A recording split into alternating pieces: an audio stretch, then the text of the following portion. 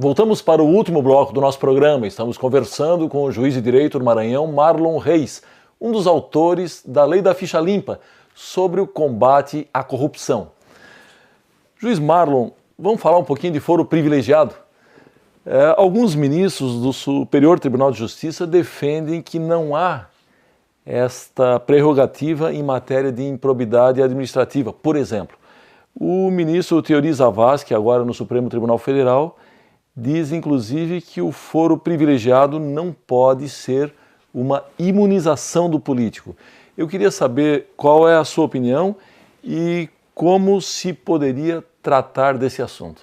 Eu concordo com a posição do ministro. De fato, o foro privilegiado se transformou numa imunidade hoje, numa fonte de imunidade, de desequilíbrio.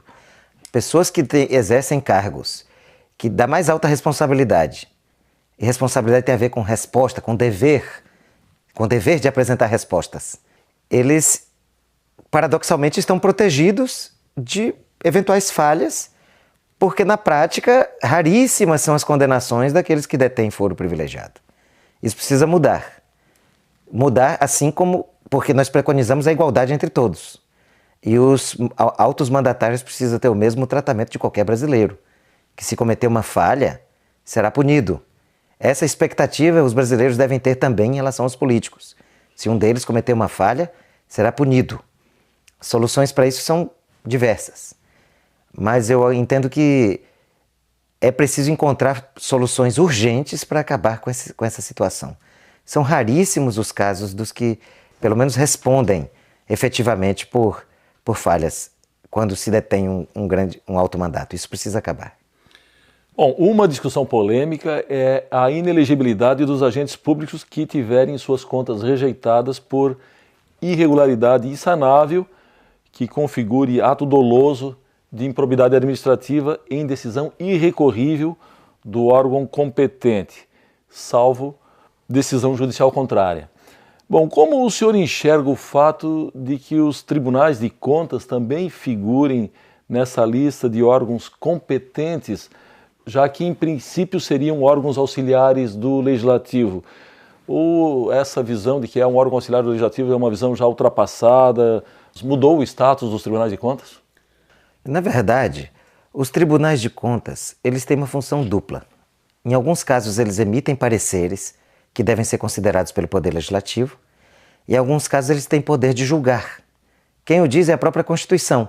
No artigo 71, inciso 1º, trata da condição daqueles agentes políticos que têm suas contas julgadas pelo Poder Legislativo com o apoio do Tribunal de Contas, que nesse caso atua como mero emissor de parecer. Certo. Entretanto, aqueles que a Constituição trata como os responsáveis pela movimentação de dinheiro público, que são os chamados ordenadores de despesa, não têm apenas uma emissão de parecer por parte do Tribunal de Contas. Eles são julgados pelo Tribunal de Contas por força do que diz a própria Constituição. É isso que acontece com o chamado prefeito ordenador de despesa, que em lugar de exercer apenas atividade de gestão política, ele desborda dessa função para exercer também uma função de ele próprio atuar como... Eu já vi, inclusive, é curioso, e chega a ser impressionante, o prefeito andar com um talão de cheque da prefeitura, já assinado pelo tesoureiro e faltando apenas a assinatura dele, fazendo pagamentos aleatórios. E isso retira ele da condição de agente político e o coloca na condição daquele responsável por movimentação de dinheiro, a que se refere o inciso 2º do artigo 71 da Constituição. E por isso ele é julgado pelo Tribunal de Contas. Essa é uma visão que acaba de ser finalmente, oficialmente reconhecida pelo Supremo Tribunal Federal. Numa brilhante manifestação do ministro Luiz Fux, afirmou exatamente isso. O prefeito ordenador de despesa deve ser tratado como aquele que é julgado pelo Tribunal de Contas e não aquele que é julgado pelo Poder Legislativo. Agora, nós tínhamos bastante consciência da polêmica que esse dispositivo da Lei da Ficha Limpa geraria. E nós quisemos levantar essa polêmica, porque os tribunais de contas, eles são órgãos da mais alta importância. Não se pode ter uma administração pública sem um órgão de controle. E o órgão de controle da administração pública é o Tribunal de Contas, no controle técnico. Entretanto, eles não tinham muita visibilidade. Agora tem, porque os políticos sabem que podem ficar inelegíveis em virtude da decisão do tribunal. E isso nós quisemos fazer. Nós pensamos nisso e fizemos de propósito ao estabelecer esse regime mais rigoroso de inelegibilidade. Porque agora nós forçamos o debate sobre a qualidade dos tribunais. Particularmente eu penso que deve ser repensada a Constituição em termos da maneira como se compõem esses tribunais. De onde devem provir os quadros que compõem os tribunais de contas. Não é possível que haja uma prevalência da política sobre critérios técnicos na definição da composição dos tribunais de contas. Por outro lado, não é possível que não haja um órgão de controle externo dos tribunais de contas. Até o judiciário tem o seu controle externo hoje com o CNJ. E nós precisamos mudar isso. E a lei da ficha limpa jogou luz sobre essa atuação dos tribunais de contas e nós esperamos que agora eles sejam modificados nessa sua estrutura e essência. Muito bem, nós estamos praticamente no fim do nosso programa, mas eu gostaria que o senhor ainda arrematasse aí fazendo a sua conclusão.